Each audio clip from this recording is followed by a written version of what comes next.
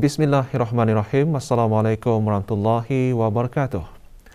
Ke bawah Dunia Maha Mulia Paduka Seri Baginda Sultan Haji Hassanal Bolkiah Muizzuddin Wad Daulah, Ibni Almarhum Sultan Haji Omar Ali Saifuddin Sa'dul Khaliwaddin, Sultan dan Di-Pertuan Negara Brunei Darussalam berkenan berangkat menghadiri majlis santap malam yang dihoskan oleh Tuan Yang Terutama Joseph R. Biden Jr., Presiden Amerika Syarikat, bagi mengalu-alukan para pemimpin ASEAN serta delegasi yang menghadiri sidang kemuncak khas ASEAN Amerika Syarikat. Majlis berlangsung di White House, Washington DC. Berangkat mengiringi ke bawah Dunia Maha Mulia ialah Dunia Teramat Mulia Paduka Seri Pengiran Muda Abdul Matin.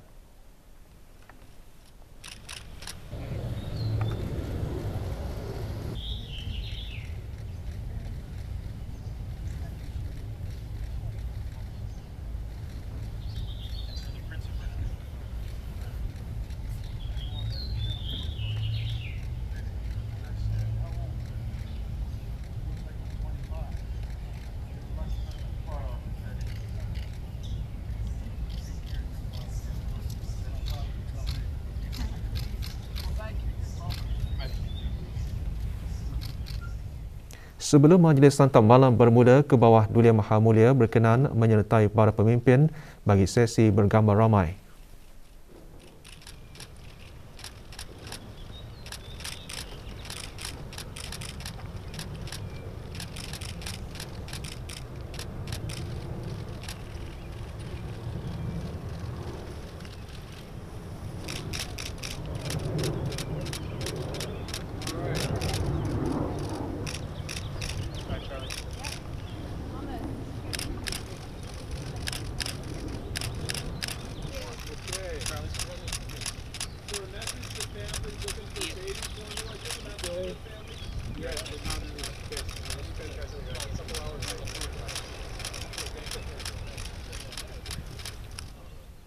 Pada tahun ini, ASEAN dan Amerika Syarikat memperingati ulang tahun hubungan dialog ke-45.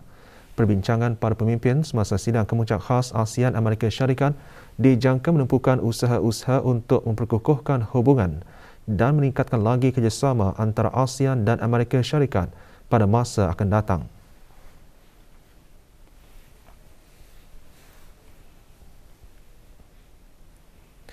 Ke bawah Dunia Maha Mulia Paduka Seri Baginda Sultan Haji Hassanal Bolkiah Muizzuddin Wad Daulah, Ibni Almarhum Sultan Haji Omar Ali Saifuddin Sa'dul Khaliwaddin, Sultan dan Di-Pertuan Negara Brunei Darussalam telah berkenan menghantar perutusan takziah kepada His Highness Sheikh Mohammed bin Rashid Al Maktoum, Vice President, Prime Minister, Ruler of Dubai and Minister of Defence, United Arab Emirates.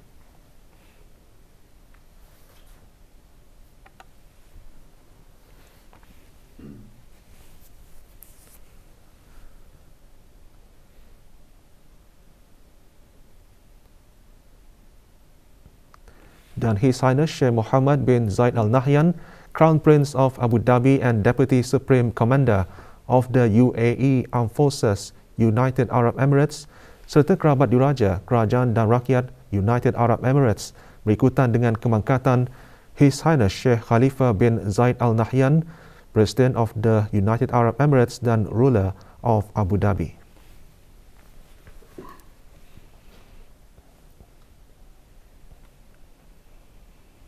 Perkembangan situasi jangkitan COVID-19 di negara Brunei Darussalam, 1,738 dos pertama vaksin telah diberikan kepada kanak-kanak berumur 5 hingga 11 tahun pada 12 Mei 2022 yang membawa jumlah keseluruhan pemberian vaksin dos pertama kepada 30,948 dos, iaitu 72.1%. Perangkan itu dimaklumkan oleh Menteri Hal Ehwal Dalam Negeri pada sidang media situasi terkini jangkitan COVID-19 di Dewan Al-Afiah Kementerian Kesihatan. Yang Berhormat Pihin Orang Kaya Seri Kerna Datuk Seri Setia Dr. Haji Awang Abu Bakar bin Haji Apong juga mengungsikan 1,352 dos kedua vaksin telah diberikan kepada kumpulan umur tersebut yang membawa jumlah keseluruhan kepada 8,542 dos, iaitu 20.1%. Dalam pada itu, liputan bagi penduduk negara ini yang telah menerima 3 dos vaksin adalah 68%.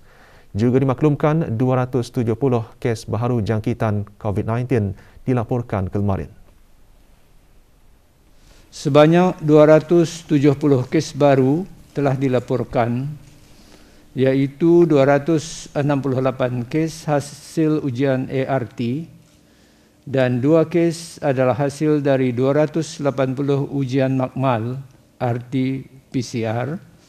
Oleh itu, jumlah keseluruhan kes yang dilaporkan di negara Brunei Darussalam setakat ini ialah 144,136 kes. Statistik harian COVID-19 yang lain, tidak ada kes yang dikategorikan dalam kategori 5, yakni mereka yang memerlukan rawatan di unit rawatan intensif ICU, manakala 1 kes sedang berada di kategori 4, yakni mereka yang memerlukan bantuan oksigen dan di bawah pemantauan rapi. Sebanyak 145 kes telah disahkan sembuh, yang membawa jumlah kes yang sembuh kepada 142,318 kes. Jumlah kes aktif pula ialah sebanyak 1,598 kes, iaitu 16 kes sedang dirawat di hospital, manakala 1,582 kes sedang menjalani pengasingan diri di rumah. 1 kes COVID-19 telah meninggal dunia, di mana kes tersebut tidak dikategorikan sebagai kematian disebabkan COVID-19. Berikutan peningkatan kes penyakit kaki, tangan dan mulut HFMD dalam kalangan kanak-kanak di negara jiran, ibu bapa dan penjaga kanak-kanak diingatkan untuk melakukan langkah berjaga-jaga.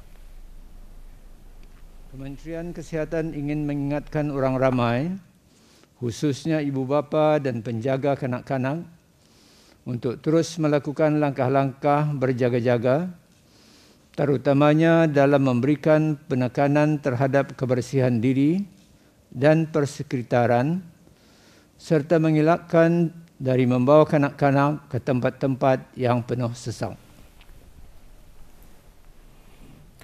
Kementerian Pertahanan dan Angkatan Bersenjata Diraja Brunei kemarin mengadakan majlis tahlil bagi ayahda dan bonda serta anak-anda ke bawah Duli Maha Mulia Paduka Seri Baginda Sultan dan Di-Pertuan Negara Brunei Darussalam Almarhum Sultan Haji Omar Ali Saifuddin Sa'dul Khaliwaddin, Almarhumah Duli Raja Isteri Pengiran Anak Damit serta Almarhum Duli Yang Teramat Mulia Paduka Seri Pengiran Muda Haji Abdul Azim. Rombongan diketuai oleh Yang Berhormat Pihin Datu Lalu Raja Major Jeneral Besara Datu Paduka Seri Haji Awang Halbi bin Haji Muhammad Yusof, Menteri Pertahanan kedua. Juga hadir Major Jeneral Datuk Seri Pahlawan Haji Muhammad Hazaimi bin Bul Hasan, Pemerintah Angkatan Bersenjata Diraja Brunei. Majlis tahlil berlangsung di Kubah Mahkam Diraja Ibu Negara.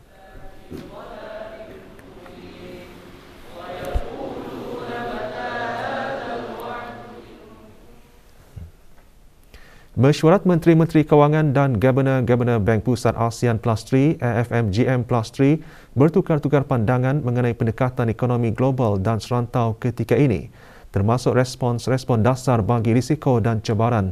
Pemangku Menteri di Jabatan Perdana Menteri dan Menteri Kewangan dan Ekonomi kedua semasa mesyuarat secara maya itu berkata, jemaah Menteri ASEAN Plus 3 dan Governor juga bersetuju meskipun wujudnya pertumbuhan berterusan secara kolektif, sifat berhati-hati terhadap risiko penurunan perlu dikekalkan di samping mengambil dasar tindakan yang perlu ke arah mengukuhkan pertumbuhan dan pembangunan jangka panjang. Datuk Seri Paduka Dr. Haji Abdul Manaf bin Haji Matusin, Pemangku Menteri di Jabatan Perdana Menteri dan Menteri Kewangan dan Ekonomi kedua seterusnya menekankan perlunya negara-negara ASEAN Plus 3 bekerjasama dalam menangani cabaran-cabaran biasa, antaranya menyokong usaha ke arah memastikan rantaian bekalan serantau yang berdaya tahan, terutama bagi produk-produk dan komoditi-komoditi penting. Juga dikongsikan inisiatif yang dilaksanakan oleh Brunei Darussalam dalam memudahkan perdagangan rentas sempadan dan menangani impak dari inflasi global. Juga hadir Dayang Haja Rokiah binti Haji Badar, Pengarah Urusan Bank Pusat Brunei Darussalam BDCB.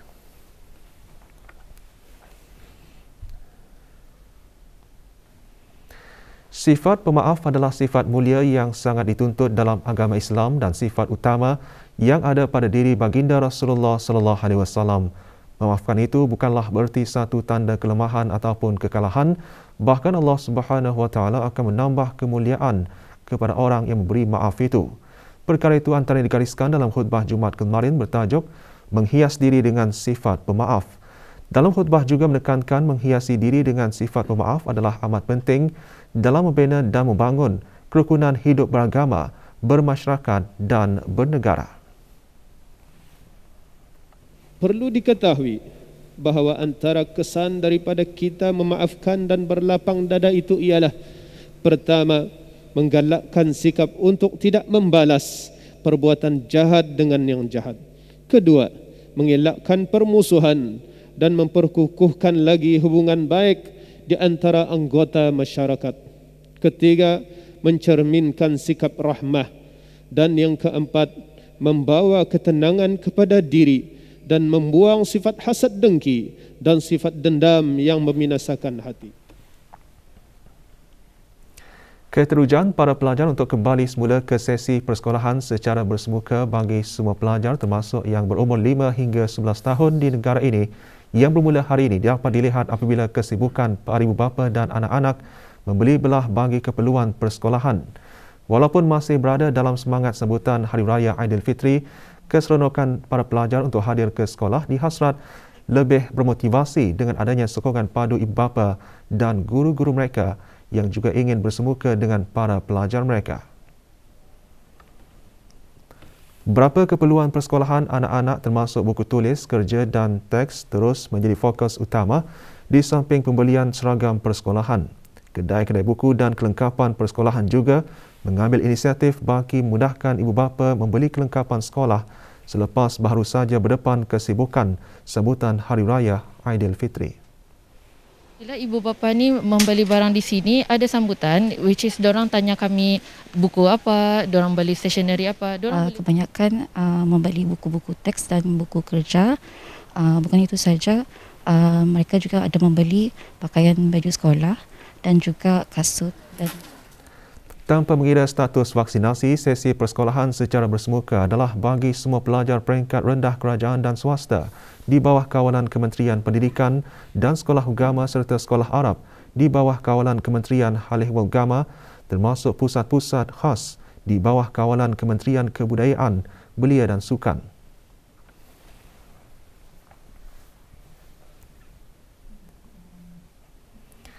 Jumlah kes penyakit tangan, kaki dan mulut HFMD yang dilaporkan di negara ini pada tahap yang rendah dengan 14 kes dilaporkan antara 1 Januari 2022 hingga 12 Mei 2022. Daripada jumlah tersebut, 5 kes daripadanya dalam kalangan kanak-kanak berumur 5 tahun ke bawah. Menurut Kementerian Kesihatan, hasil pemantauan yang berterusan mengesan peningkatan jumlah kes penyakit HFMD di salah sebuah negara jiran sejak awal tahun 2022.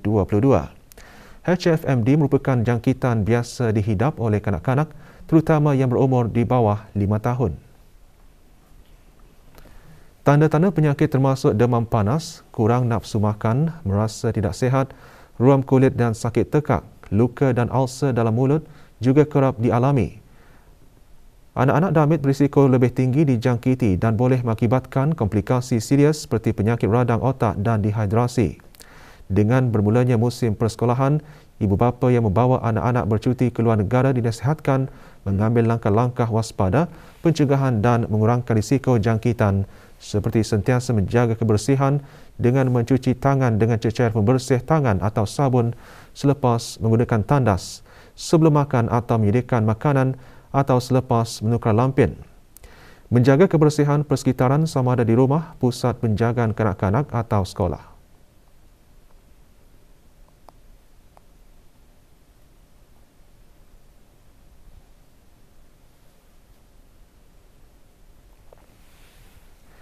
Tidak menghantar kanak-kanak yang dijangkiti ke sekolah ke tempat-tempat awam seperti pasar raya, kompleks membeli belah, taman permainan dan kolam renang. Menyahkumankan permukaan yang tercemar termasuk alat permainan dan tidak berkongsi barangan peribadi seperti berus gigi, sabut tangan, tuala, sudu dan garpu.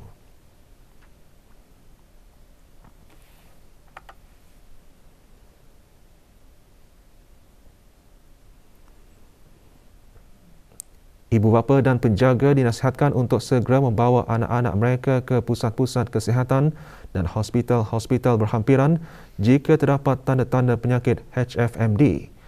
Maklumat lanjut hubungi talian Darussalam 123 atau layari laman sesawang Kementerian Kesihatan www.moh.gov.pn.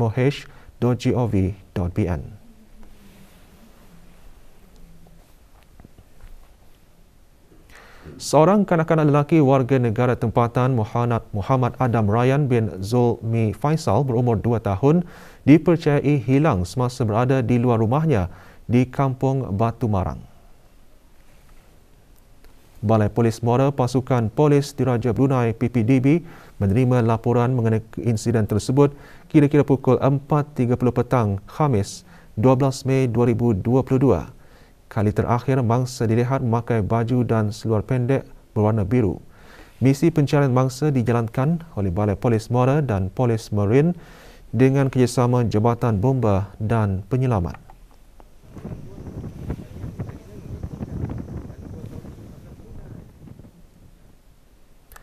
Pendaftaran bagi peperiksaan Brunei Cambridge GCO, ASA dan IGCSE bagi bulan Oktober-November 2022 akan dibukakan hari ini 14 Mei 2022 hingga 2 Julai 2022. Jabatan Peperiksaan Kementerian Pendidikan dalam siaran akhbarnya menyatakan borang pendaftaran dan keterangan lanjut boleh diperoleh dari Jabatan Peperiksaan Kementerian Pendidikan semasa waktu pejabat atau menerusi laman sesawang Kementerian Pendidikan. Borang pendaftaran peperiksaan yang lengkap beserta dokumen yang dikehendaki hendaklah dikembalikan ke Jabatan Peperiksaan Kementerian Pendidikan tidak lewat hari Sabtu 2 Julai 2022. Keterangan lanjut boleh diperoleh menerusi laman sesawang Kementerian Pendidikan di www.moi.gov.pn. Setelah lebih sebulan ditiadakan sepanjang bulan Ramadan, program Bandarku Ceria akan diadakan semula pada esok 15 Mei 2022. Kementerian Hal Ehwal Dalam Negeri maklumkan aktiviti-aktiviti yang dibolehkan adalah berbentuk riadah dan juga gerai jualan. Para pengunjung dan penjajah disaran untuk mematuhi garis panduan fasa awal endemik bagi kemudahan dan aktiviti bagi kecergasan dan rekreasi dan juga garis panduan perkumpulan ramai yang berkuat kuasa pada masa ini.